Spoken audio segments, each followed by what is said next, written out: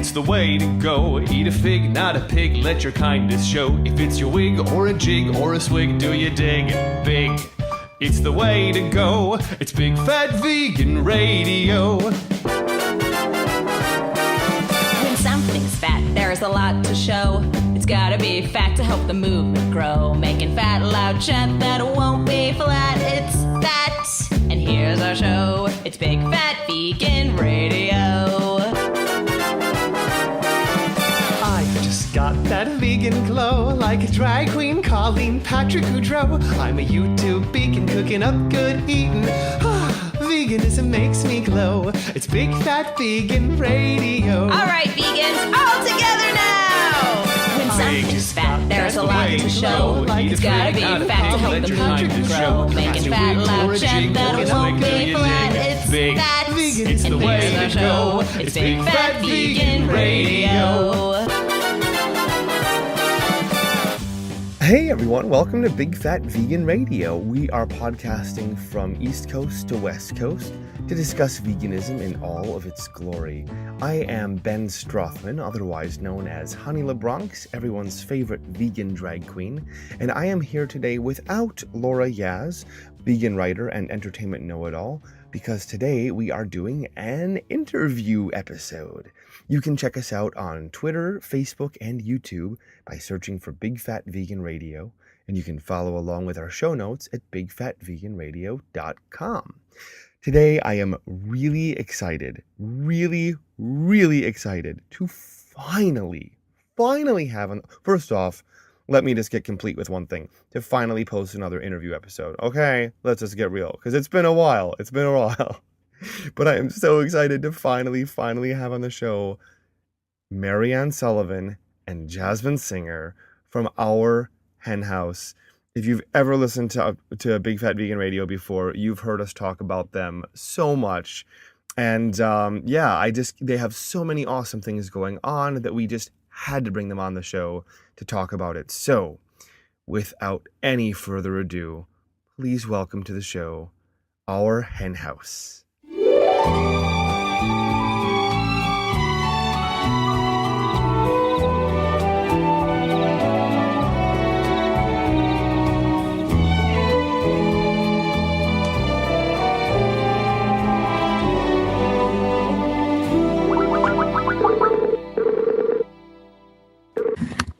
Hello. Good morning.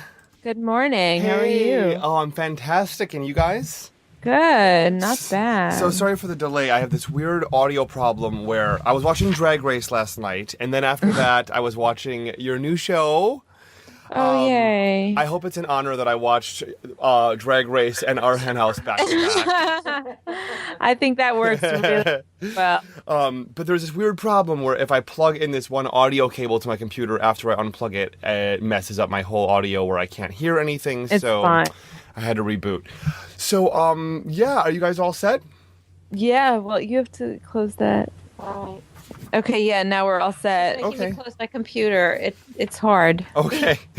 Life gets that way sometimes. Life just comes at us like, we have to move to Brooklyn, we have to drive cross country, we have to close the computer.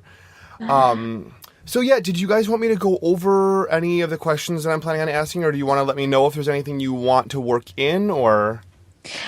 Yeah, I don't think you need to go over anything with us. Obviously, we want to mention the TV show since it's so timely, but I imagine you were probably going to do that anyway. So you mean Drag Race? Yeah, of course, Drag Race. Yeah, we can talk about that. Yeah, the new pretty much what we talk about on all our interviews. So other than that, yeah, I mean, whatever you want to talk about was fine with us. Awesome. Also, I needed to let you guys know, I don't know if you heard the announcement about this, but Laura and I are no longer totally vegan, so we've changed the name. It's now Big Fat Paleo Radio. Are you guys cool with that? Well, I'm thinking that maybe you should change big and fat as well, since both of you are kind of slender and tall, personally. Why, thank you. Slender and tall paleo podcast. Well, that has a ring to it. I tell you what, we actually chose the Big Fat sort of in preparation for one day going paleo. Oh, good. Yeah, okay. Did you ever get pushback on being called Big Fat Vegan Radio? No, not really. Our first ever episode, we kind of decided, hey, let's define, let's create an agreement with our audience on what Big Fat Vegan means. And really, I just kind of took it to mean like my big fat Greek wedding, which I've still never seen. I suppose I should see that movie sooner or later, huh? Yeah, but it's a good movie. The name just kind of popped into my head one day, and I just thought, yeah, that's what I want to call it. And just big fat vegan as in enthusiastic. No, I know. I was just curious. I feel like I like the use of the word fat as a word to mean just fabulous or something. Yeah, I mean, like, who could argue with like a big fat paycheck or exactly. a big fat heap of guacamole? I like fat. Activity on it. Yeah. I wrote. I mean, this is sort of neither here nor there, and then I'll shut up. And well, then where is it, Jasmin? Where is it? In the middle. Oh, okay. But I wrote this article for Mind Body Green in late January, and it went pretty viral. It got like 84,000 Facebook shares. But I know. I hated the way they changed the title. Yeah. I hated it, and I almost didn't even want to share it. And I finally got over it, and I was like, all right, it's provocative, and that's why they put it there. That's why people are reading it. But I don't even use the word overweight. I think it's it just implies that there's a normal and a this side of normal. And, like for some things that's acceptable, but, not for that. I just was really horrified. But anyway, I digress. I have a friend who's like just raw, veganer than me and like almost completely raw. He's one of those who's like, he's allergic to gluten and so blah, blah, blah. But like he basically just like eats watermelons and just raw fruit. I mean, he's basically the male freely frugivore. And he's a big dude. I mean, he's got a few inches on me, and he's just a big guy. And he's so healthy, and but that's just his weight. He's just a bigger guy. And, I mean, so like overweight over what, Right, exactly. Yeah. And I hated it. And it completely went against everything I was trying to say in the article, which is that people treat thin people better than they treat fat people. Let's stop. Anyway. Okay, Mariann's getting sick of me. It's fine. Yeah, I've heard it all before. Welcome to married life. I was thinking I would have a little kiki with you, and then we would start the interview. But I feel like deeming this interview started. I feel we've started. Oh, that was so mean. Oh my God. Well, should I include that, or should I make a clean cut and start from here and move forward? I don't know. I can't remember what I said. I haven't started drinking my vodka yet. I think we've started. Oh my God, I love it. Well, it is 10 a.m., by the way, for those of your listeners who are wondering what time I'm starting my vodka habits. It starts early here in the Singer Sullivan household. Well, yeah, I'm wondering, I was going to start by asking, are we on the same time zone? I know you're in Brooklyn now. We are. We have crossed the water. Yeah, well, so you are, for those of you who don't know Our Hen House, clearly you don't listen to Big Fat Vegan Radio. So welcome to Big Fat Vegan Radio, where we are basically in Our Hen House devotional podcast. Well, you know what I think is really good about that? Colleen Patrick Goudreau, my entire business plan for Our Hen House is based on Colleen becoming more successful, because she focuses so much with her podcast on getting people to go vegan, and our podcast is so focused on, getting people to get further involved with changing the world for animals. Mm-hmm. So it all works symbiotically. You know what I love is that you are not in any way unclear on the mission statement for Our Hen House. It's to change the world for animals. Yeah, I mean, who has time to be unclear? There's so many different forces in this world that are trying to get us to muddy our message, and I think there's probably times when we need to change our messaging to suit who we're talking to and the particular circumstance we're in, but not on our show, damn it. And we need to change our style, but we should never change our substance. Well, that really makes me want to ask you guys a question that I'm sure the people. have been wanting to ask you. So, as You speak vegans, for the people, Ben. well, I mean, they asked me. Once you tell the people. They asked me to, and I told them, you guys, I'm so busy. I have to. I have to drop off my laundry. I have to run to B&H for some equipment. But People in New York drop off their laundry. They don't do it. yeah, I don't know if people realize it. Laundry is like produce here. You weigh it by the pound. Yeah, but so here's the thing. As vegans, when did you two decide to start caring about animals instead of people? I've actually never cared about people. I eat people. Yeah. Oh, wonderful. I was watching. Can I tell his joke? I was watching episode 1 of your show, and I just loved. You were showing a little bit of your first guest, Mike Kaplan, the vegan comedian. Not that that's what you would define him as, but he's a comedian who's vegan. And people are like, "So, are you vegan? Do you care about the environment?" No, I eat the environment. Yeah. I've never heard that before. We have literally watched that clip like 25 times, and every time it goes on, we crack up. Yeah. That reminds me when I was an actor, I was doing a Charles Busch play, Vampire Lesbians of Sodom, and I literally, usually they pair it with a show called Sleeping Beauty or Coma, and I played Sebastian Loret, this like British like mad designer, and there's a scene where we're so off topic, there's a scene where I regress to my childhood, and I start freaking out on stage, and I literally grabbed a curtain, I'm so over the top, I literally, while talking and doing a monologue, grab the curtain to my right, and while I'm doing my monologue, I'm chewing on the curtain, and it's one of those jokes that like there's 5 people in the audience that lose it because they're like, oh yes, he is literally chewing the scenery at this point. It's amazing. Ben, can we please do a variety show? We talked about this once, didn't we? Yeah. The Vegan Community Theater. It's a project that has not died. It is living on in my heart, and my heart will go on and on. While I was dialing you up on Skype, I was thinking how much I want to do a duet, not with Jasmin, and not with Mariann. I want to do a duet with Rose, where we sing "You'll Never Get Away From Me" from Gypsy. But everything Rose sings, it would be like, do you know like Jingle Cats? It would be like that. Rose would be like, row, row, row, row, row, row. And I'm like, oh, Rose, I love you, but don't count your chickens. Row, row, row, row. Come dance with me. I have to say that Ari Solomon, who's one of our reviewers on our podcast, Darling Ari, as we like to refer to him, we want to do with you. We want to reenact beaches, but I think the problem is that all 3 of us would be wanting to play CC Bloom, and I don't know if the world could handle that, and I don't know if I could either. No, I think I'm okay with letting you play CC Bloom. First off, I look so motherly and maternal in drag that I've been talking about this. This is gonna happen. This is gonna happen, Jasmin. You and I are gonna film a couple of scenes from beaches.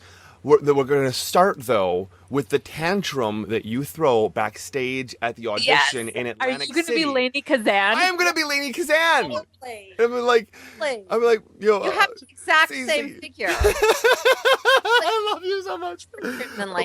But really, you're built very similarly. Thank you. We did just have Mayim Bialik on the podcast. I wonder if she would like do a reenactment of, maybe she could play the hand-walking queer. I'm sure. Oh my God. Jasmin, you are getting ahead of me. I have things planned for you in this interview, and you just got way ahead of me. Oh no! I'm never gonna get this interview back. We're already spinning out of control. I have okay. How I heard your interview with Mayim Bialik. How did you, Jasmin? Mariann, we're gonna get to you eventually. Jasmin, yeah, all right. I'm gonna go do some work. What I was so impressed by about that interview is you that I didn't die. Played it so cool. You played it like, oh yeah, big deal. Every single day this happens. I mean, your whole life has led up to this point. How was that? Pretty much. After it, Mariann could attest to this. After it finished, I started jumping up and down like. Do you remember that? I totally remember it. And also, she in every interview, she takes the lead. She's totally confident. We interview Mayim, and she's like babbling. Like she's not making any sense. I just kept thinking, don't know about the future. That's anybody's guess. Yes. Ain't no good reason. And I'm wearing my hat, of course. My God. Wearing had a big daisy on it because it was Blossom. Oh my God. I died. I just got. By the way, Yeah. she was amazing. Wasn't she amazing? Oh my God! She was so brilliant. She was so brilliant. She's such an ambassador. She's Exactly. such an That's the thing. Like ambassador. we haven't interviewed a ton of celebrities, but we've interviewed celebrities before, and even though many of them are wonderful, I was pretty wonderful. I was. You were, but I had to go through all your people, which was just a headache. But other than that, it's just that she was not on her like talking point this and talking point that. Yeah. She just went right into the animal rights messages. She chatted. She didn't just like give her answers. It was very back and forth. You don't usually get that from people like that. It was very refreshing. Total aside, I was taking some coaching from this woman who has a million different businesses, and one of the things she does on the side is she coaches. I mean, she manages the careers of about 80 actors, and she was telling this group that she was coaching. She was telling us, look, I do not represent actors who don't have something else going on in their lives, because sooner or later, guess what? If I'm getting you work, you're going to be interviewed and you're going to be on camera. And if you have nothing to talk about other than who you're wearing and who you're dating right now, if there's nothing else going on in your life, you're not going to be interesting on camera. And I was like, oh, of course. I have, that's like we have something important going on in our lives, and everything else just kind of falls into place as a result of that. I don't know if that made any sense to anyone but me, but I'm glad that I said Totally. No, absolutely. I think it's totally true. That's exactly what made her interviews. Well, of course, anybody that we interview is going to, or we manage to interview, is going to have that's going on in their lives. But she just really, like, you felt that her acting was, what she does, but her passions were what really drove her. Yeah, absolutely. When that comes through in an interview, that's really gold. Okay, I'm going to start with something here. We're going to go to the questions that I have for you, but interspersed with these questions, I want to do some rapid fire trivia questions for Jasmin, and also Mariann. Feel free to weigh in on these if you think you can beat Jasmin to the answer. But I think I'm going to drink more vodka real quick. Interspersed with every couple of questions, I'm going to do some random Bette Midler facts with Jasmin. Oh, it's going to be all Bette Midler. It's like so unfair. It's not going to be all Bette Midler. And some of these will be questions that Mariann can answer. But here's the thing. For each question that Jasmin answers correctly, I'm giving $5 to Our Hen House at the end of this interview. Oh, my God. Okay, this is pressure. And one of them we already got. No, is this pressure or is this precious? We'll find out. You have to ask yourself that question. So we're just going to start by saying for $5 to Our Hen House, who unexpectedly showed up to the audition in the Atlantic City scene of beaches. Her full title, please, according to Cece Bloom. Iris Lindowski, the hand-walking queer. So close. Iris. I've never seen beaches. Mariann Dowski. Oh. Wait, what? Mariann Bialik? Mariann Dowski. Oh, no way. Iris Mariann Dowski, the hand-walking queer. That's what I thought you said at first. That's what I said. Okay, that's what I thought you said. Okay. I said something that rhymes Okay, with excellent. Wow, I managed to stump Jasmin Singer. Oh, no. That's okay. We have more. About beaches. that one's already done. We got it. Boom. So I want to move on. So you are a vegan lesbian couple living in Park Slope, Brooklyn. So I wanted to ask why you ladies are so afraid of stereotypes. You left out the fact that we have a rescued pit bull. I was wondering whether that was a part of the stereotype.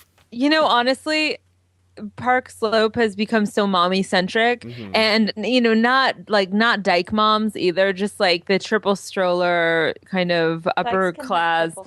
Yeah, dykes can have triple strollers, is true. Dykes can be upper class. I love it.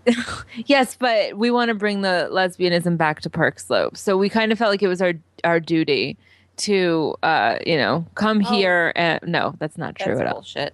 It's a nice apartment. It's a lovely apartment. We like to live the good life. Well, we live in a That sounded weird. We live in a small 1-bedroom, but we have a backyard. Yes. And so we are looking forward to the time when we can use it, other than for 5 seconds to quickly run out and take the dog out and run back in. What's wrong with being a cliche anyway? Who are you asking here? The vegan drag queen. So I used to date a guy who lived in Park Slope. Wait, you're gay? Oh, I do dabble in the homosexual arts, yes. Okay. I do All dabble. right. I've been known to dabble. And I dated this guy, why I was dating him, I don't know. God bless him. God bless him. He lived in Park Slope, and back then, I feel like he lived in the middle of nowhere. And now when I walk by his old apartment, the place is booming. He lived off of on Bergen Street, was it the 2 or the 3? Like right off of, is that 4th Avenue? Like right around the corner from Gorilla Coffee. And it is like the middle of vegan everything now. And back then, like I was like, oh my God, he's at the middle of nowhere. It was just like, it's so vegan out there, especially now.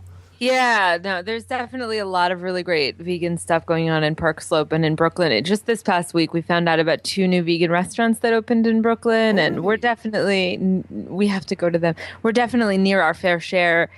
We have V Spot here in Park Slope. We have owner Danny Carabano on our TV show, and we have Dow Palette right around here. Oh, I love Dow Palette. Yeah, it's pretty good. And Park Slope is enormous. Like the area that you just mentioned is not even in walking distance from us. I mean, it is. It would be a long walk, but it's huge. It's like its own city in and of itself. But we're definitely in the vegan mecca. One of the things that we love about doing the TV show is it gives us an excuse to explore all these places. And like Jasmin said, they're opening every week. There is the problem that there's all these like fancy schmancy high-end foodie restaurants in Park Slope as well. And too many of them don't even have one friggin' vegan option, which is just annoying. So we want to fix that too. I'm on it. I can't make the announcement yet, but there is something I have in the works a couple of months away. We will get to that. But Excellent.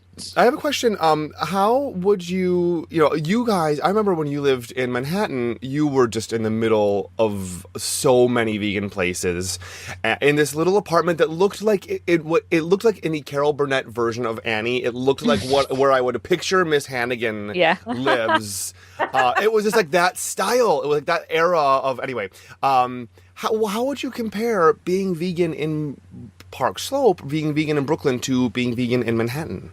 Oh God, that's a great question. We were living in a teeny tiny little apartment in Soho, and I know I just said that Brooklyn is the vegan mecca, but honestly, it was completely ridiculous living in Lower Manhattan. You couldn't fall out of your seat without landing on a vegan cupcake or something. That sounds like a great problem.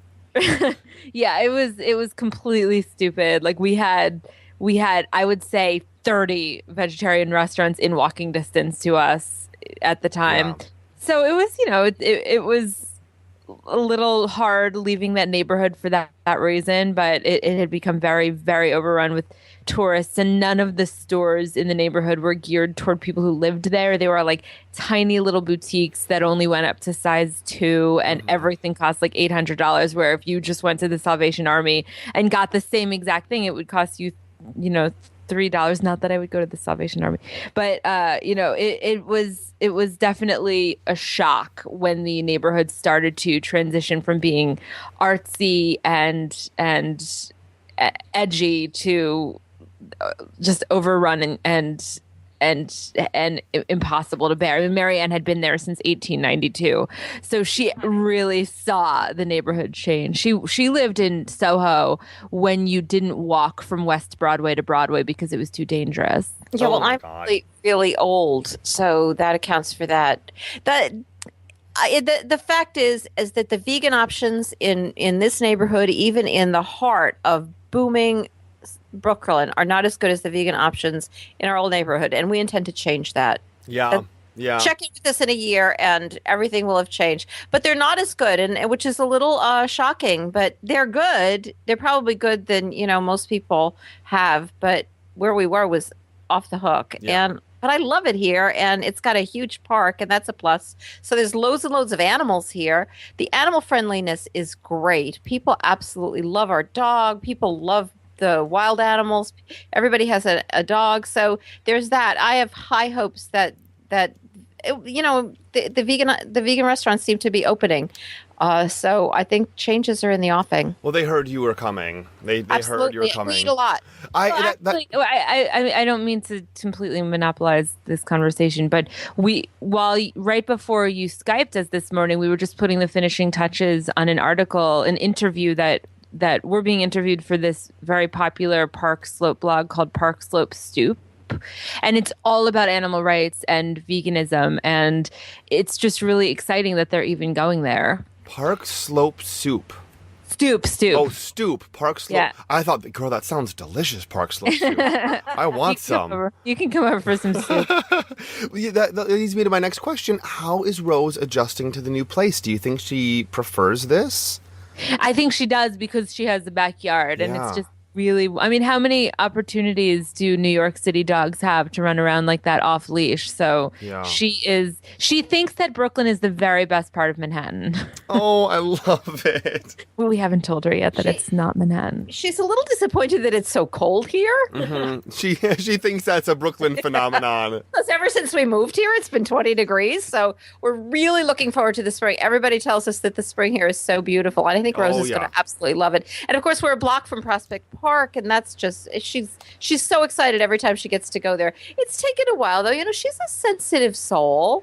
And she took a while before she really liked being left alone here because it didn't feel like home. You know what it's like having a dog? You can't explain things to them. You have to ease them into things. But I think she's going to really love it. Yeah. Well, I mean, plus I have a theory that last night, it said it was supposed to snow and there was like 2 flakes, but I think that was, I have a theory that was the last snow we're going to see for the entire year. So I think he's jinxed it. I think you guys are right around the corner from really being able to use that backyard and show Rose a whole different experience, which is French for fanciness. Mariann, so Jasmin, happy, very belated birthday, because you and our birthdays are very close Wait, together. when's yours? Mine is March 8th, and yours is February something? No. Mine is in October, but thank you for the belated. Well, then very belated. We are the same age, though. 79, right? Well, I mean, you're not 79, but you were born in 79. Yeah, absolutely. Mariann's birthday is coming up. It's April 6th. I was just going to say that. So, Jasmin, happy belated birthday. Happy belated to you too, darling. And Mariann, you have a birthday coming up. Yes, I do. Any plans for the big day? I noticed there was a little something happening on the website. We thought we'd go to Switzerland for my birthday. No, okay. Ben is referring to your online fundraiser. Ooh, exactly. And I want to hear about Switzerland. But... Yeah, well, we're doing our outreach manager Danielle Legg is doing a online fundraiser to raise money for Our Hen House, because we have so many different programs going on, and it's at crowdrise.com/Mariann's birthday, and her name is spelled Mariann. Excellent.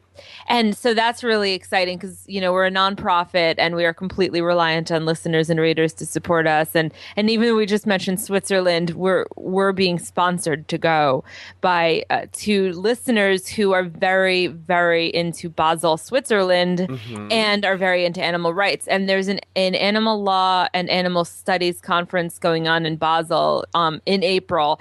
And we posted it to Facebook, and they decided that our podcast and our TV show should be there to cover it. So they decided to send us, and it was extremely generous and wonderful of them. And now we get to go to Switzerland. Yeah, we're really excited about it. It's going to be a great conference. And it's just so exciting that all of this is going on all around the world. Like we've already been in touch with people there and who are listeners to our podcast, and we're so excited about it and very grateful. And I get to spend my birthday in Switzerland. How cool. I know, you are so lucky.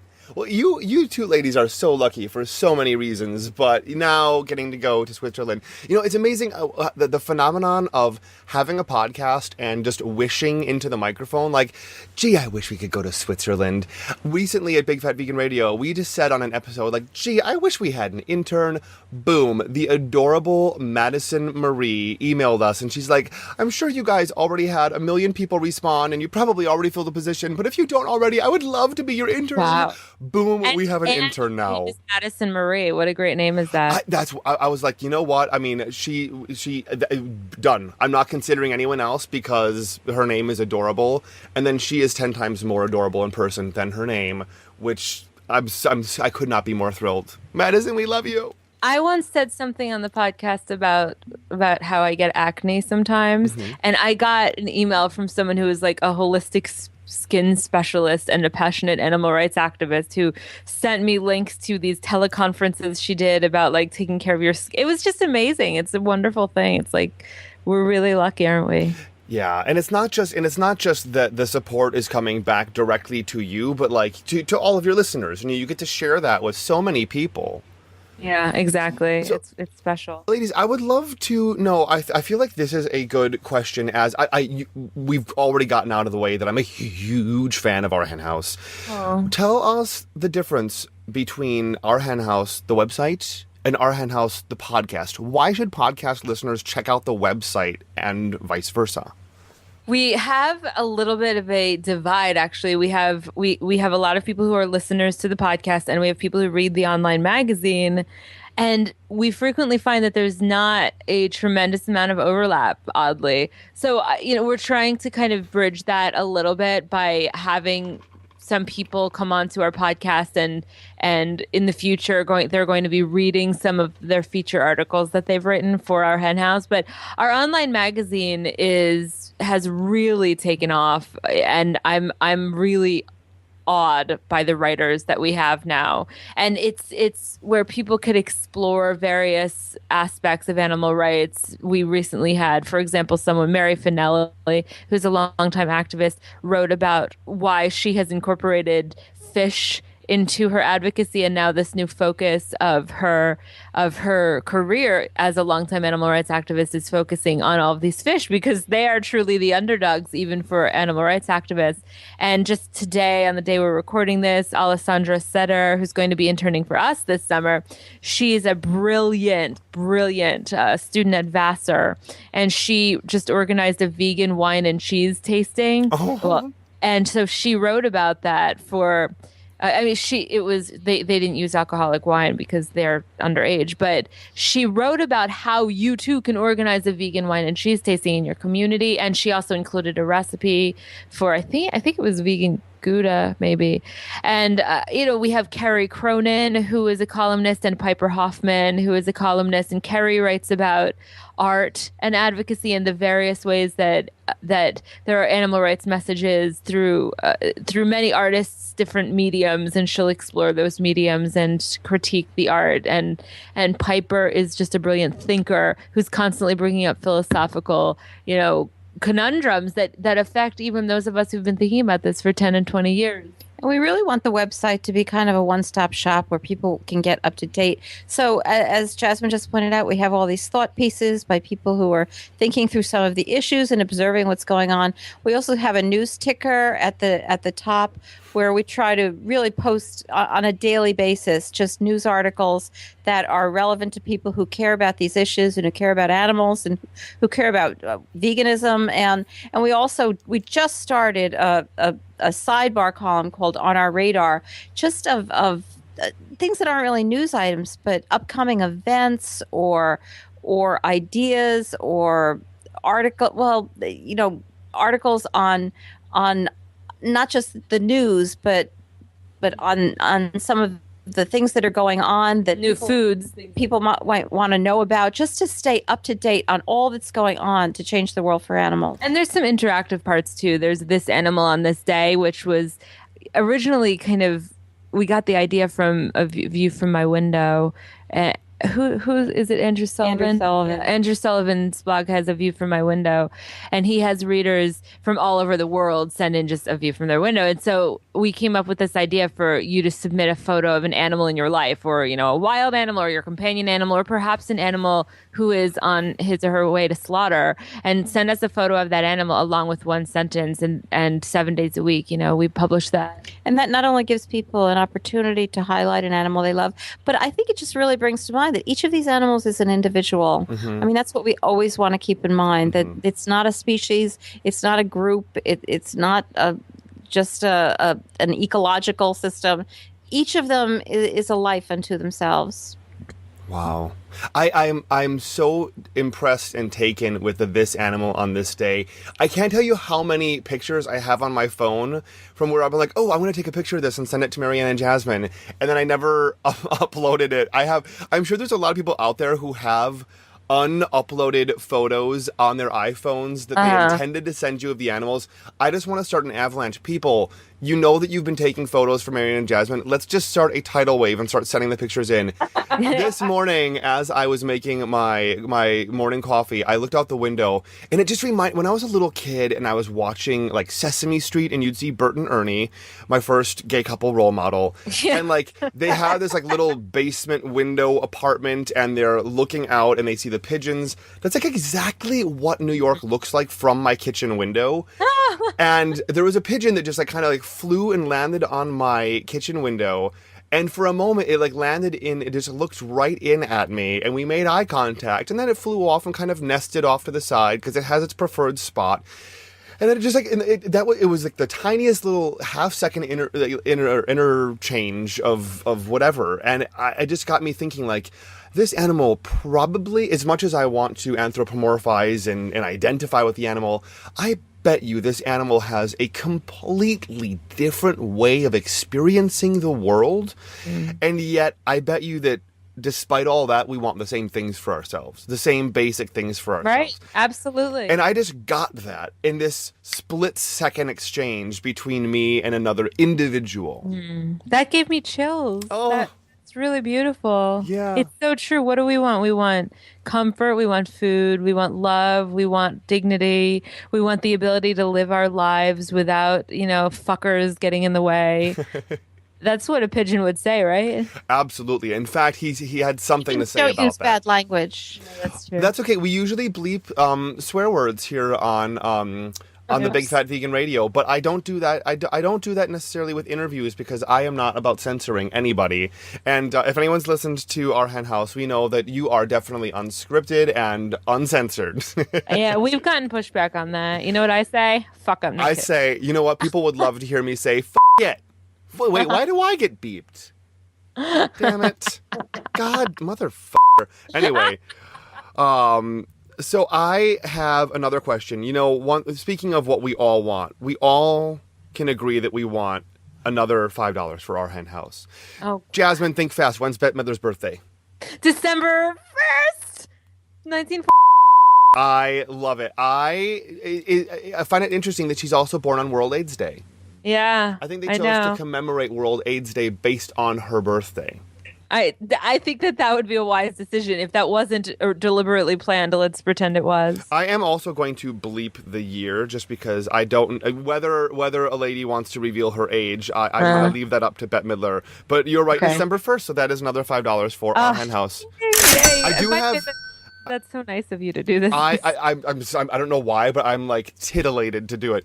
I also have a series of category of questions towards the end, which Mariann will have no problem weighing in on, and those are worth double points. So the pressure mounts. So drink up, drink your vodka. So you guys are absolutely blowing up.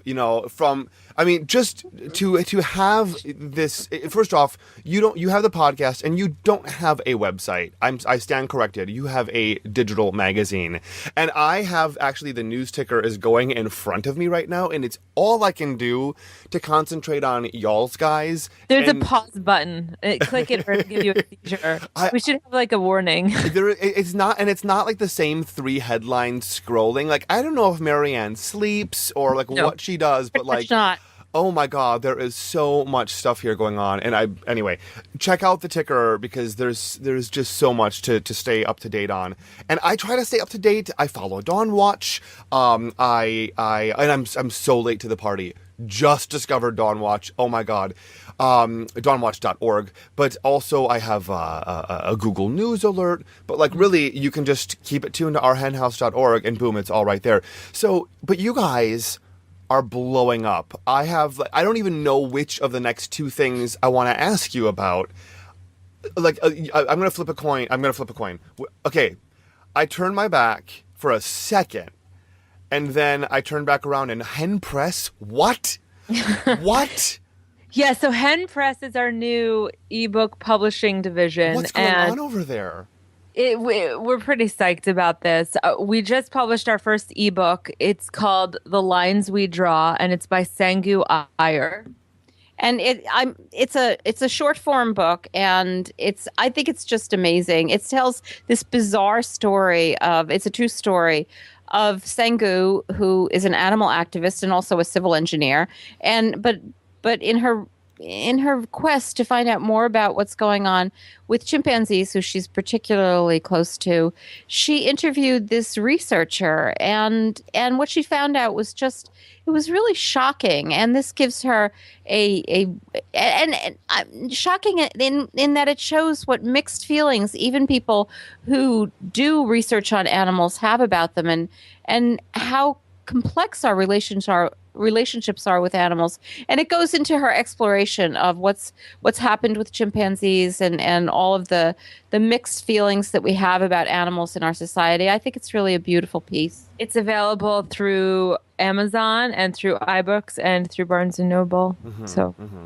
We're excited about that. We're working with an author right now who's working on the second ebook for Hen Press, and I think it's going to be really beautiful. It's going to probably be out in January of 2015. At the moment, I think we'll probably just stick with about one publication a year for Hen Press. So I'm excited about it. I'm glad you brought it up. Thank you. Yeah, I mean, it would be so easy to overlook so many things in this interview because, like, there's just anyone did someone ever come up to one of you and be like, dream smaller, because it can't be done. The way that you see the world, it can't be done. And you're like, say can't one more time. Say can't one more time, motherfucker. Why do I keep getting bleeped? I keep getting bleeped when I swear. Well, I appreciate that. And I think that the fact that our hen house is getting bigger is just simply a reflection of the fact that there's more and more to cover. Yeah. And that is obviously a reflection of the fact that animal rights is just really much more in the mainstream than it was even when we started our hen house we're in our 5th year now. It's just that the climate has changed so much. Yeah, there's so many people who want more, and there's so many people who are doing, almost everything. All right, Jasmine's a pretty driven person, but I'm just completely lazy. I wouldn't do anything if it didn't just foist itself upon me, but things keep foisting themselves upon us that there's all this, like Sangu's book, she showed it to us, and we couldn't publish it on a blog because it was too long. So what were we going to do? And the TV show, it just kind of showed up in our lives. And what were we going to do? People want to hear about what's going on with animals. People are worried. People are concerned. People are uninformed, and they know it. And people love them so much. And it's just this disconnect. And people really want it filled in. And to the little that we can help do that and help people find other ways to do it, it's just a tribute to the fact that the world is changing so dramatically. That brings me to my next question. There are so many things that have foisted themselves upon you. I mean, for starters, Jasmin foisted herself upon Mariann once upon a time. So, talk about some foisting. Yeah, no kidding. And, I deserve a medal for getting Mariann to finally say yes. I think she was just tired of my, stalking her. That's ridiculous. I can't tell you how bad I feel about myself hearing Mariann call herself if she's lazy, what am I? What am I? My God, if you're lazy. I think that that was like such a silly thing that she called herself lazy. I just think that, Mariann is People one of just the don't hardest know. workers. They just don't know. Well, I think it's just a reflection of how much we are actually able to achieve in this lifetime compared to how much we want to take on.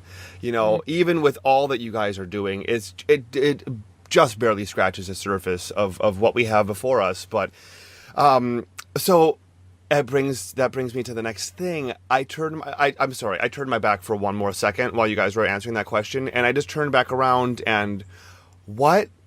A TV show? What? You're a TV show now? Stop turning your back. Yeah, isn't that nuts? What? Yeah, that's kind of what we say every morning. We say, "What?" I have a follow-up question. What? Yeah.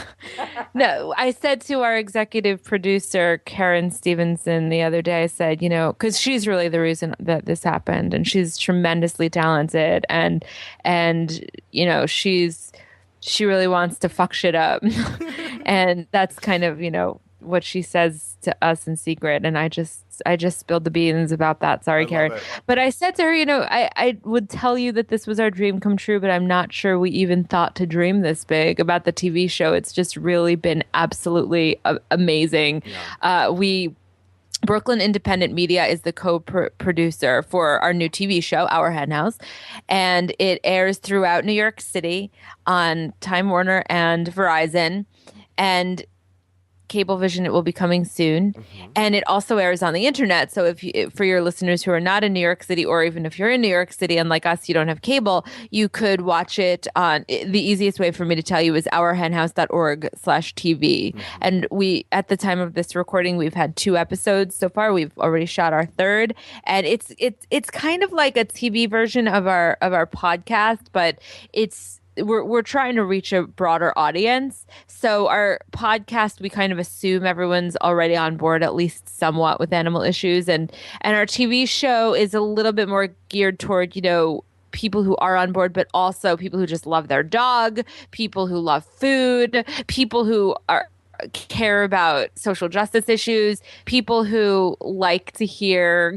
some fun banter. And, we try and connect the dots a little bit. We try and keep things positive and fun and accessible and humorous, but we also show some footage when appropriate. Like, for example, we had Leanne Maley-Hilgart on episode 2, and she was talking about Vote Couture, which is the vegan fashion line, of course, that she runs.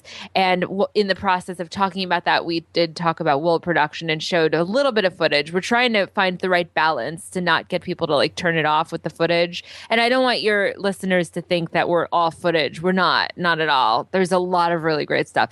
But yeah, it's been a blast, and Brooklyn Independent Media is incredible. Our crew is phenomenal. And the reason I brought that up is because, they're just professionals who work in television.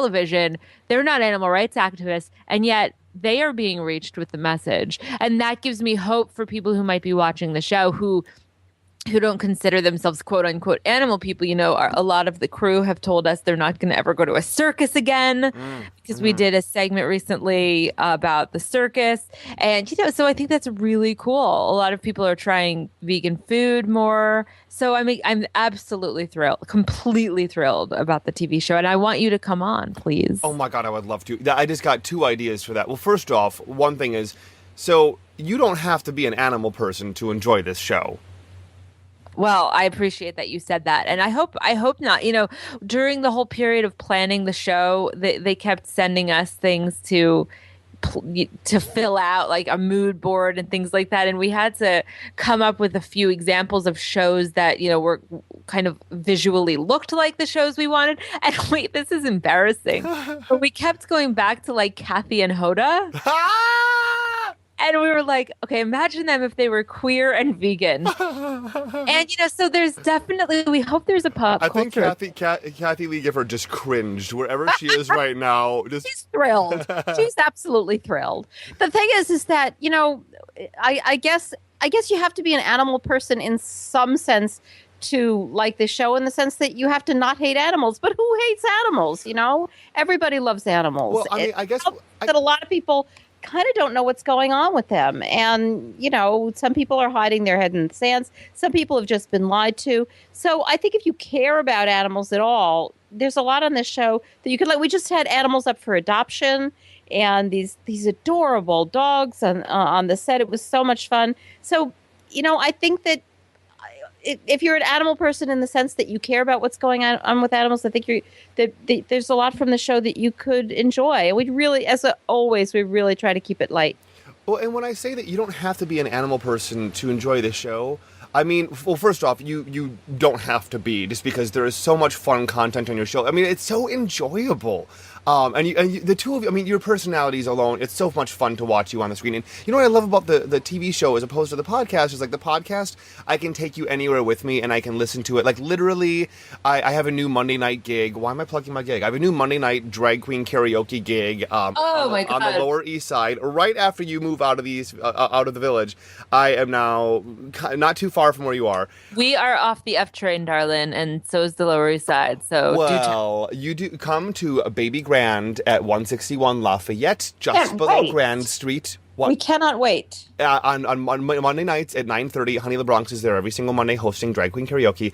But you don't have to be an animal person to appreciate when you guys are talking about, why animals in the circus are being exploited or why we should care about pit bulls. Like, you don't have to be an animal person to get that, Like, you don't have to be an animal person to care about the things that you're telling. Like, you don't have to, like, think, oh yeah, I have a special interest in animal rights or in veganism to get what you're talking about. My cousin who's a hunter could watch this show and be like, oh yeah, these ladies really have a point.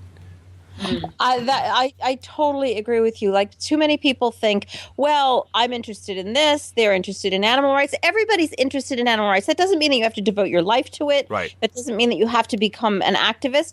But they're basic fundamental issues of justice and fairness. And there's no reason that you should be participating in things that violate your values. And people just don't even know. And once they know, they can just live their lives just the way they did before, but getting some of this cruelty out of it that they didn't even know they were taking part in. Yeah. Ben, I have a non sequitur. What's that? I just don't want to get off the call without saying that I think you keep generously saying that you're a big fan of Our Hen House, and we really appreciate that. But I just want to say, and I'm completely not bullshitting, that I think you're remarkably talented. And I think I think that I have such a high standard for when I think people are talented. And I just think that what you're doing is absolutely phenomenal. And every time I see you or I see Honey, both Mariann and I are just in absolute awe of your talent and the way that you get across the message of compassion in a way that people cannot look away from, nor do they want to.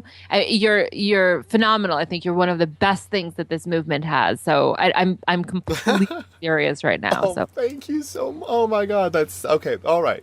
Well, I have to thank my co-host Laura Yaz for a lot of that, because one thing, when I started this podcast with her, I just thought, oh, we'll be a podcast and we'll do an episode once a month or so and blah, blah, blah. And she keeps dreaming bigger and bigger and bigger, that we did our live show this year and last year on stage. I don't know whether I can announce the next thing that we did, but suffice it to say, very similar to your TV thing, we did a kind of thing that might be on the works and whatever. I'll announce it later. Yay! But like we've it's just getting bigger and bigger and bigger, just because I have someone who believes in me and who is pushing me to be bigger and better than I thought I could be. And so, Laura Yaz, thank you for that. She is the wind beneath my wings, which leads me to the next thing I wanted to say. I'm going to suggest myself for your TV show in the form of, I've always wanted to film these scenes between Honey LeBronx and Jasmin where we're recreating scenes from beaches. So we should film them one day, and then every now and then you can just put one non sequitur, which P.S. to hear a non sequitur from Jasmin Singer, who is the queen of segueing. I'm surprised you don't ride a Segway around town. Your Segways always impress me. But so I want to see those. I also want to see a scene where Barbara Hershey's in the hospital bed and Bette is at her side. But I want to see that scene done where Bette is just eating nonstop, like in the middle of each line, like just potato, not food like, oh, my blood sugar, I need to eat this. No, like Lay's, bet you can't eat just one. It's like, oh, honey. Let's do it. I think we should, in order for us to get it on the TV show, we have to like somehow like a Where's Waldo sort of thing incorporate animal rights. Like, for example, we could just do the scene, but in the background have like a big Go Vegan poster as hanging behind us or something. I love it. Or like Meet Your Meat could be shown in the background. Oh my god! I love it. Okay, the other thing I was gonna say is Wanted to be on the show. For another $5 for Our Hen House. Quickly think fast. Where was Bette Midler born and what was her given name at birth? Go. She was born in Honolulu, Hawaii, and the name Bette was actually named after Bette Davis. And like a lot of people, they thought that it was pronounced Bet because Bette Davis spelled it Bettee, Bette, right? And so her given name at birth was actually Bette Midler. And isn't it true that is actually how the BET network got started? That's bullshit, and you're trying to stump me. But, but it's not accurate, honey. Oh, all right. Well, I will tell you that BS are my initials, so there is that. And just so I don't forget to work it in, I have a follow-up question to that, and this one is only Jasmin cannot answer this. Mariann has to answer this one on her own, and this is for another $5 to Our Hen House. So don't. The stakes are high. Don't F it up. Was or was not Bette Midler phenomenal at the Oscars? We didn't watch it. We watched the YouTube video. That's not true, honey. Okay. We watched it. We don't have cable, but we watched it on YouTube, and she like. I feel like her body was. I feel like her body was so fierce. I thought I had to answer this. But we did watch it. We just didn't watch it like in live time. It's simply, for Mariann, it's simply a yes or no question. Was she or was she not phenomenal? Yes. She was phenomenal. Did I get it right? Absolutely. That's another $5 for Our Hen House. Boom, boom, boom, boom, boom, ding, ding, ding. She looked amazing, but I was a little freaked out, to be honest, because she just looked a little fake looking. Like she looked beautiful, but the plastic surgery kind of threw me for a loop. Interesting. Well, I'm sure it threw her for a loop too. And she woke up and she's like, "Wait, what did you do to me?" I'm not even. But the voice is totally held up. Totally. Well, they moved the key. I mean, the song wound up being like 4 notes, But I still really loved it. And I'm not even. I used to be very anti-plastic surgery, like a feminist perspective, but I kind of have changed my opinion a little bit. I guess I sort of feel like, why not? There was something about it that I was like, Jasmin, I wonder if that has anything to do with you and me recently turning 35. Maybe. Well, I'll be 35 in October, but yeah. Oh, you're going to be 35. Suggesting that Jasmin needs plastic surgery. No, but I am going to point out that between Jasmin and I, we are a combined. Oh, so you're going to be 35. Oh, that's right. You're younger than me. You have like 6 months on me, Between darling. you and me, we are 69 years old. Oh, we're a 69. I'm just going to let that be what it is. At this moment in time, we are 69. We are 69. So I know that we're running out of time, and there's just 1 or 2 last things I wanted to work in while you guys are in here. So I had more rapid fire questions, so I'm just going to throw this one at you quickly. This one, either of you can answer, but I think Jasmin's going to nail this. For another $5 for Our Hen House. In Beaches, did Barbara Hershey think this lip color looked good on Bette Midler at the mall? And be as specific as possible what her answer was. She looked like a corpse. Is that specific enough? By the way, I think corpse lipstick is beautiful for what it's worth. It's very like 1991 to like look like a corpse when you're wearing that like kind of dark brownish dead lipstick. Yeah, well, Sharon Needles just brought it back. She's just bringing it back. So in whatever time that we have left, I wanted to throw something out there to you. I recently was approached by a friend, and whenever I hear people talking about animal law or wanting to get more involved in a career in animal rights issues, I always think of Mariann, because Mariann, of course, is an animal law professor. And you have a law background, and this friend, I don't know how newly or oldly she went vegan, but she is now vegan, and she's just like most people are when they go vegan. She's so inspired. She wants to get involved as an animal rights activist. And she expressed to me that she's like, I really want a career in animal rights. And as soon as I heard that, it was kind of like when you hear a gorgeous symphony and then all the string sections start to kind of like fade out. And I was like, I don't want to rain on this girl's parade. But as I understand it, those opportunities are very few and far between. So how does someone keep their ambition alive, which I feel like I'm talking to the right two ladies for that, when a career in animal law or a career making a living out of just working for the animals might not seem practical, or is it? Well, some people manage to do it, but let's face it, animals don't have money. So animal not-for-profits, there's a limited number of people that they can hire. Those jobs are plums, and not everybody can get one. But that's so completely irrelevant, I think. That's what Our Hen House is all about, that we're never going to change the world if the way that you change the world is to get a job in animal rights. This is a huge, huge undertaking. We have to change the way the world operates. Everybody has to do their part, and everybody can do an enormous amount right where they are. Maybe you're not an animal lawyer. Maybe you're not working for an animal rights organization, but you can still take pro bono cases, and you can still change the world even through what you're doing at your job. And just by, our social lives, everything we do should be geared with this idea of how can I reach people, and not in a how can I beat people over the head with this, but how can I reach people? How can I show people how much I care, whether it's through my work, volunteer work, if you're not working for straight out for a salary for animal rights, you can always volunteer, or you can just talk about it, you can write about it, you can sing about it, you can do everything that it is that you do and that you love to do. You can do it with animals in mind. That's what it's going to take. I think it's great when people want to get that job in animal rights, and of course, the more jobs there are and the more people working full time, the better we are. But that's not what's going to change the world here. What's going to change the world is for everybody to embed this into their lives and do whatever they need to do in their own lives. I think one of the, if you're a teacher, there's so many opportunities. Even if you're a student, there's so many opportunities to, write the paper about something that has to do with animals. That's how the world's going to change. Wow. You hear that? Look at you, Ben. Look what you're doing. It's not that you, the way you entertain people is all about animals. It's just that animals are a part of what you do. Yeah.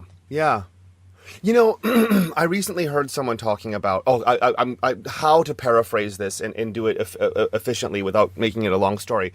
But I heard someone recently talking about, like, so often we think as people, like, we need to not have problems. The problems are a bad thing. Well, the only time I know of that I'm never going to have any problems is when I'm dead. So as long as I'm alive, I'm going to have problems. And the answer is not to fix problems, because then you just have a big solution attached to the problem, and now you have a big problem mass solution. So rather than worrying about small petty problems that are not interesting, like, oh, well, I don't think these people like me, I'm going to fix that problem. Well, I don't have enough money, I have so many bills, that's my other problem. Oh, I have all these problems. I'm not interested in those problems. I want a bigger problem. Like, Gandhi had a really awesome problem. His problem was, how do I get the British to leave India? And he faced no for 40 years. For 40 years, he was like, my problem is I need the British to leave India. And after the final no comes a yes. And he stood up to no for 40 years and kept asking the question. And at the end of the day, the British left India 40 years later because that was his problem. And so my problem, can I tell you my problem? I want to hear your problem. I got a big problem. I want to see animal liberation in my lifetime. And that's my problem now. I'm not worried about the debt. I'm not worried about people not liking me. I'm not worried about, all this. I'm not worried about all this gas anymore. Oh my God. I'm just worried about, I want to see animal liberation in my lifetime. And that, for me, like, my whole day falls into place, while I'm on stage hosting karaoke, I remember why I'm there. I remember why I need to work my butt off and be, solvent and be, productive and have free time because I need to get this done in my lifetime. And I'm 35 now. That means I only have 100 years left on this planet. Minimum.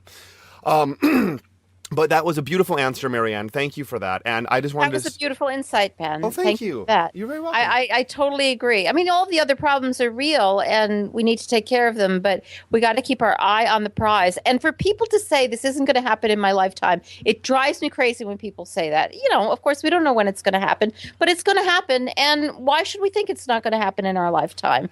It could turn on a dime. All of us did. We all used to exploit animals. We all used to not think about it, and we changed. Everybody loves animals, so it could change for them too. And so this could turn around so quickly because it would benefit people in so many ways. So why shouldn't it happen in your lifetime or my lifetime? Well, let's do a little experiment. For those people who think it's not going to happen in their lifetime, let's just take a look at, let's say that we have 50 years left, right, on this earth. Let's just take a look at the last 50 years. What has happened in the last 50 years? More than most people would have thought would have happened in their lifetime, right? I mean, in the last 50 years, we put someone on the moon. Al Gore invented the internet. I mean, there's so much stuff happened in the last 50 years that has revolutionized how the world works. Yeah, and as the world the thing that's changed so much is the way we communicate. Mm-hmm. And as the way we communicate changes, the potential for change changes. Yeah. Because we are now connected in ways that we weren't 50 years ago. I mean, in ways that we still can't even fathom how interconnected people are now. And that means the possibilities for change are enormous. Yeah. And one of the things that I always like to point out is the thing that allows us to make this kind of progress faster and faster is our ability to discard old ideas. Back in like the 30s, if you would ask someone, do you think we'll ever be able to put a man on the moon? You know what? I mean, like, how do I say this? After a while, people are like, yeah, you know what? I bet they'll probably be able to do it pretty soon. I mean, back in the 1800s, if you'd asked that question, or the 1400s, you would have been burned at the stake for asking the question. Seriously. Because the world was flat back then. And now, I mean, we're just so used to seeing the impossible being achieved, which is just, on a daily basis that is illustrated by Our Hen House. But, people are like getting used to eating their own words and like, you know what? It's probably going to happen. So I don't know why we still think animal liberation in my lifetime is a ridiculous thing to aim for. So thank you, Mariann. That was a lovely answer to my question. And I just want to say, Kim, that one was for you. Mariann, would you do me a favor to say, Kim, you can do it? Kim, you can do it. You see, Kim, there you go. Boom. And for another $5 for Our Hen House, and this one is actually worth double points. So the question was originally, I'll tell you what, this is going to be like a rapid fire question and then we're done. 5, but then I'm going to say if you get $5 if you can name 5, but you'll get double if you can name 10, and you can both do this. Name 5, or for $10, name 10 movies Bette Midler starred in that were not concerts but were movies. Go. Big Business, For the Boys, Beaches, The Rose, Hawaii. Yes, I did. We've got, that was 5. We've got Scenes from a Mall. We've got Hocus Pocus. Gypsy. Oh, except for okay, that still counts. We have the one with Lily Tomlin. Hold on a second. Why am I blanking on the name of it? It's because you're so ruthless. Big Business. Did I say Big Business? Ruthless People. Thank you, Ben. I got thank you. And don't tell me what to say. And don't tell me what to. You don't own me. Oh yeah. You right. You don't own me with Kathy. That was with Sarah Jessica Parker.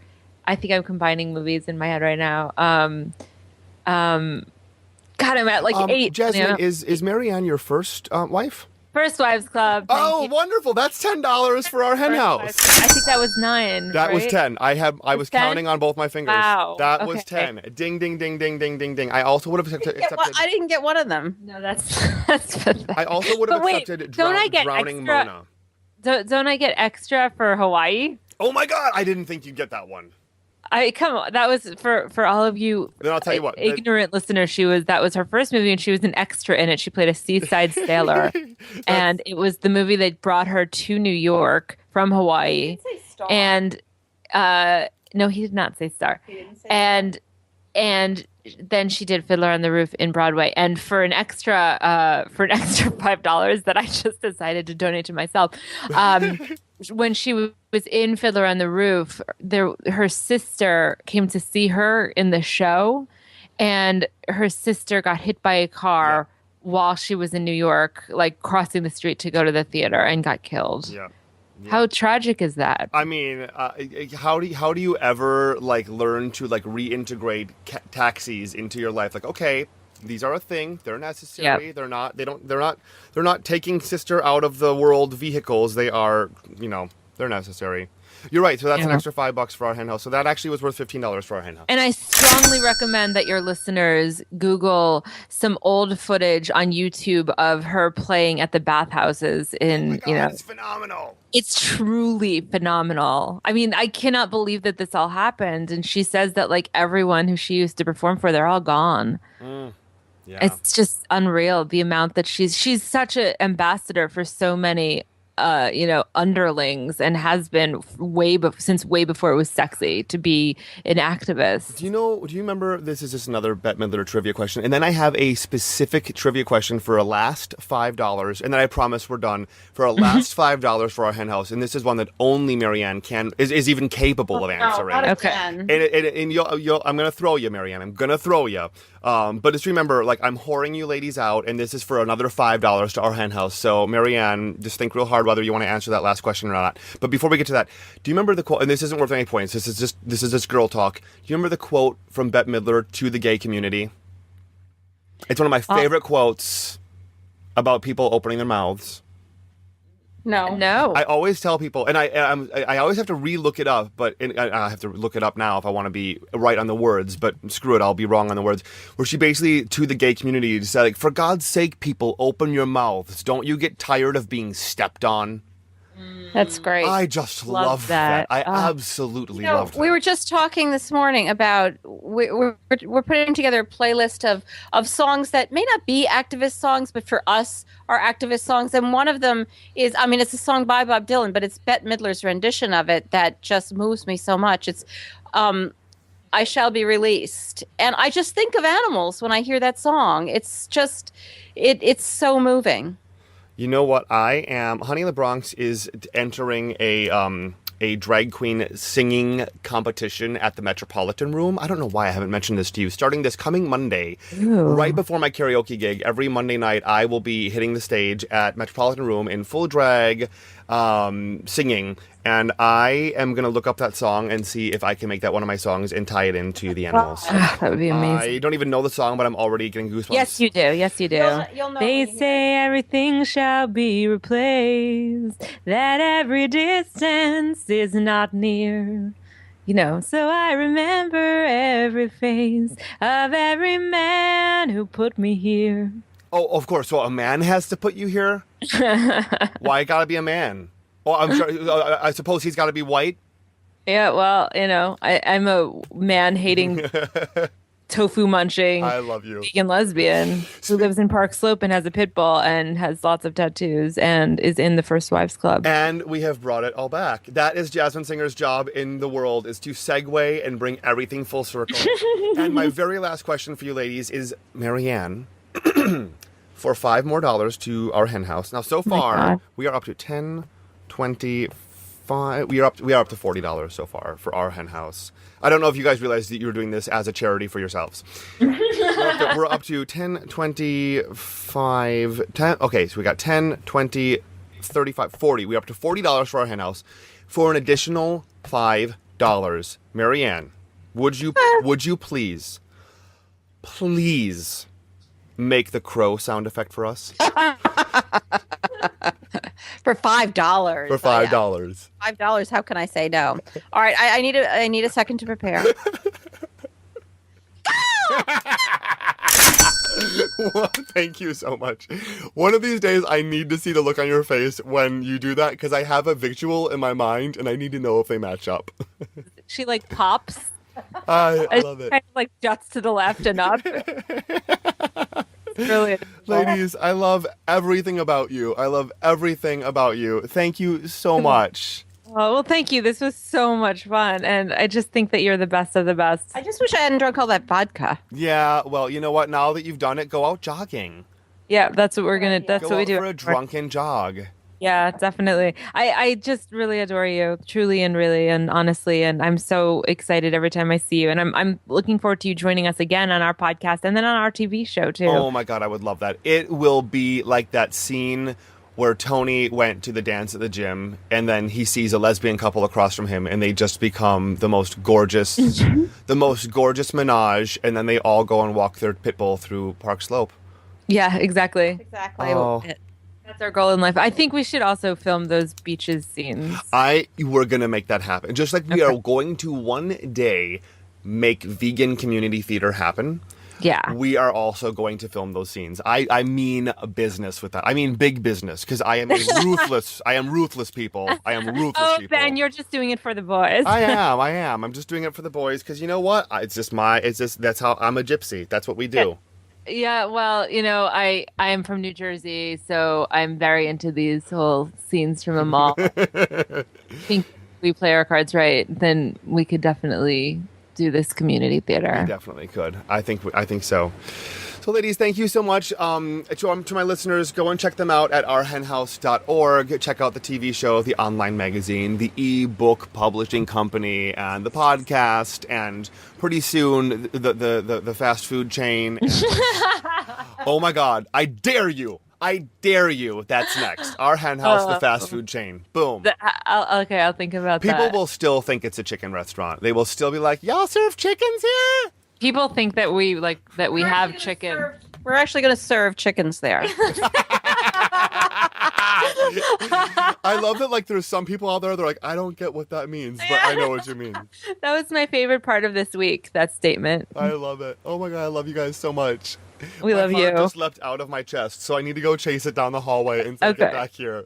Okay. Ladies, thank you so much for everything, and you just absolutely inspire me. Well, thank you. You inspire us. We so love you. Thanks so much. All right, I'll talk to you ladies soon. Bye. Bye. Okay, can I just be honest with you guys for a second? So I have never actually heard of Our Hen House before. I just kind of like looked them up on the internet and I just kind of felt bad. Like I thought maybe no one was reading them or listening to them. So I just thought I'd, like help them out by, I'm just kidding. How much do you love Mariann and Jasmin? How much? How much? This isn't rhetorical. You tell me.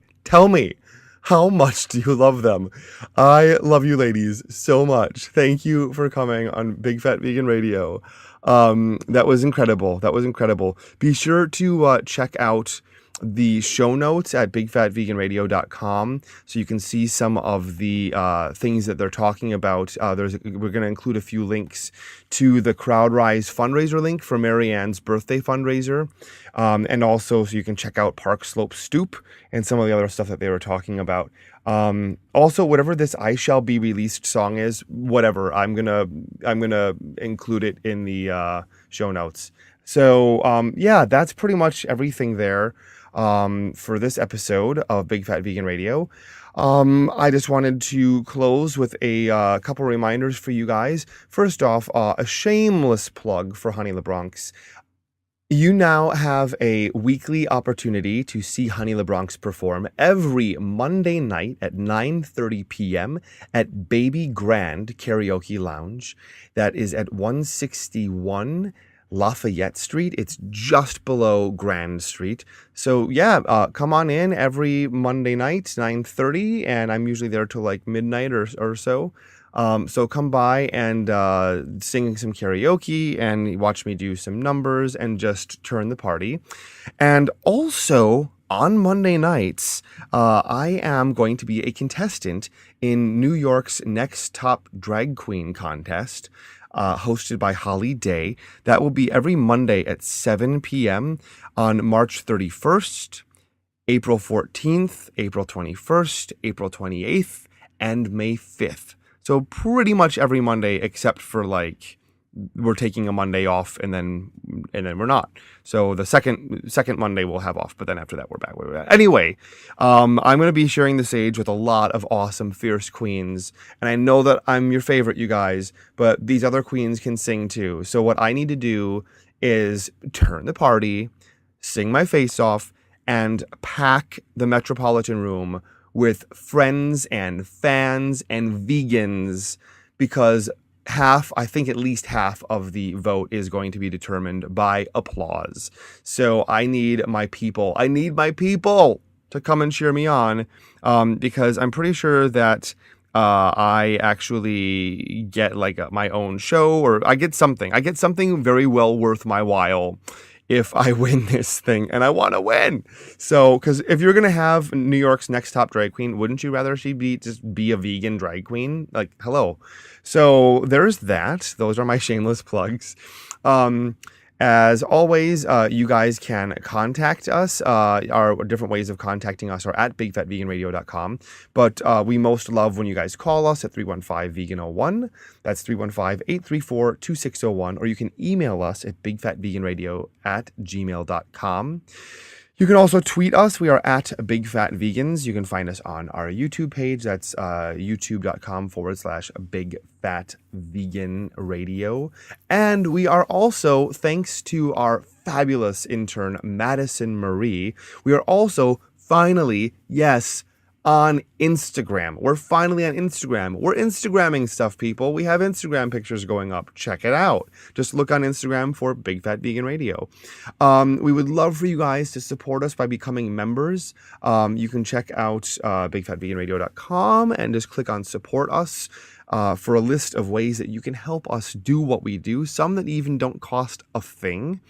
And as always, you can follow both myself and Laura Yaz on Twitter and Instagram. I am at Honey LeBronx. Laura is at Lara Yaz. And please be sure, if you haven't already, to check out Laura's YouTube page, Laura Yaz, youtube.com/Lara Yaz. Check out her 3 minutes about a movie. You can check out Honey LeBronx's vegan drag queen cooking show at vegandragqueen.com. And you can buy some of my famous homemade medieval oil at medievaloil.com. That's medieval oil.com. And today's medieval oil use, gosh, I can't really think, what was the last thing that I used my medieval oil for? You know what? I've said this before, but I just use it as an all-around breath freshener. You know, I try to floss my teeth like, I don't know, once month or so, whatever. It's probably more than you're flossing. But after I do, I just put a couple of drops of medieval oil in my mouth and swish that around so it goes in all those areas where I hadn't been flossing, and it just kills any odors. You want to talk about bad breath? You don't floss for a while and then floss it and smell it. Okay? I'm sorry I had to go there. And on Mariann and Jasmin's episode, but like, try it. And if you aren't pleased with that little experiment, then be like, you don't want that stuff in your mouth. Seriously. So floss. And after you're done flossing, put a few drops of medieval oil in your mouth, swish it around, and you will have the healthiest, cleanest mouth in the entire stratosphere, if that's where you hang out. Some shout outs to our friends. Michael Herron, thank you for our awesome theme song. You can check out his work at michaelherron.com. And as always, Kelly Huffine for our logo and cartoon. You can check out her work at kelly42fox.deviantart.com. And what would I be? I would be remiss if I did not stop and thank Madison Marie, our lovely, lovely intern. Madison, we love you. Our hearts go out to you. And just one last big thank you to Mariann and Jasmin for coming on the show and being our guests today. So that's all we have for this episode of Big Fat Vegan Radio. Please subscribe to us through our iTunes or Stitcher or your podcatcher of choice.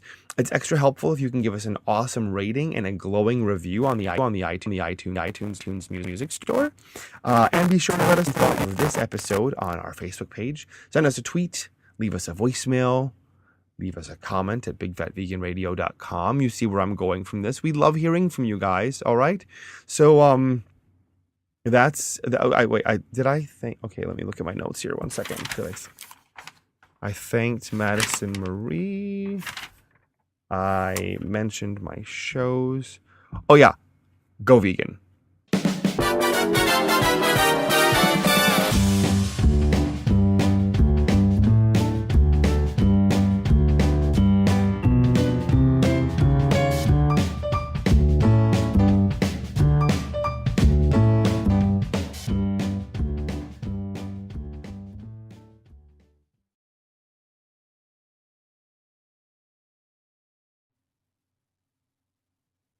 What? What? What more do you want? I just did a whole episode by myself. Scram.